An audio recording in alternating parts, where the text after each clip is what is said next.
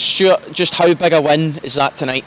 It's massive, Scott. It is, especially when it comes in the fashion of going a goal behind as cheaply as what we did. And in this league, it's always difficult to come back when you go a goal behind. I think we've found that throughout the season. You know, how many points can you pick up from being in that position where you're chasing the game? There was elements in actual fact, and some may disagree, there was elements of the game that were fine for us in the first half, even though we go in at half-time 1-0 down. At times I thought we passed the ball okay. I thought we had the lion's share of possession. Livingston sort of dropped off us when they scored their goal.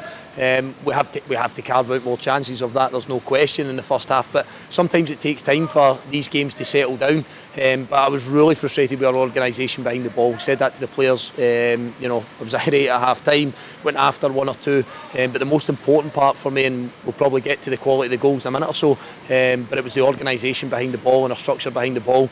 You know, I didn't really feel that we gave Livingston any incentive in the second half, even when it goes level. I just felt we defended properly, and sometimes it's just as simple as only having eyes for the ball and only having eyes for the ball motion towards the opposition goal, and sometimes that's not your job. Your job's to make sure that you prevent a counter-attack or a ball in behind, and that was just streets better in the second half, so that pleased me as much as anything. I think that gave us a foundation for the victory. It's only been on one occasion this season that we've went behind and went on to win a match, and that was away back at the start of the season at Kilmarnock at home.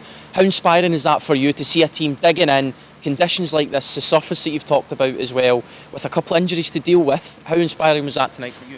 It was good, Scott, and you know what, when I speak to the players at half time, I've absolutely no doubt that we're going to carve out chances in the second half. So I enjoyed the individual performances, I enjoyed the collective performance, especially in the second half. And we got a lot of plaudits for what we've done in the first half against Celtic at the weekend, but just piecing it all together, making sure that every unit and every aspect of our play and what we want to do starts to marry in.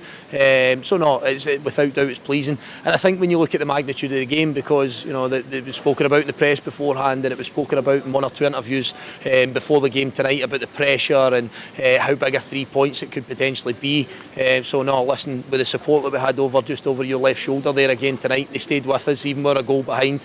They gave us a real good reception to what was a thoroughly deserved 3 points, and hopefully we put on a bit of show, especially in that second half. I thought the quality of the goals was different class. You know, you can go through all three of them, and they're good team goals, but we do that so often. You know, it's just making sure that we don't gift up cheap opportunities to the opposition. But again, I have to probably go on record, and as much as we scored some really good goals tonight, I personally felt that just that standout performance again was in the middle of the park from young Lennon Miller at 17, to be able to deal with the emotion of this game and the pressure of this game and handle the ball the way he did and break up the play the way he did. And there was plenty of good performances. I know I'm singling one out there, but I think you have to call that when you see it, and when you see someone performing at that level at such a young age. You could see what it meant to yourself, to the staff, to the players, to the fans when the full-time whistle went and we got that win. Is that the togetherness coming to the forefront there tonight? Yeah, I think when we've been on long spells of not winning games, as we have been this season, been on a poor run, that's still been there, Scott. Sometimes it's hard to show that wee bit of emotion because you've not had the result that you want, and you don't want to patronise anybody in any way, shape or form. But hopefully everybody can see how much it means to myself, the staff and the players to go and get what is a big 3 points.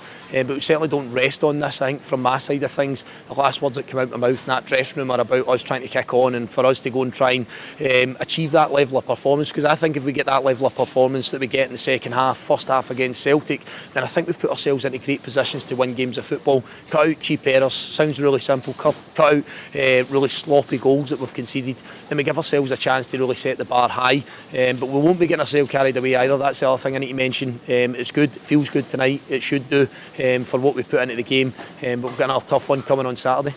Thanks for your time, Stuart. Well done. Cheers, Scott.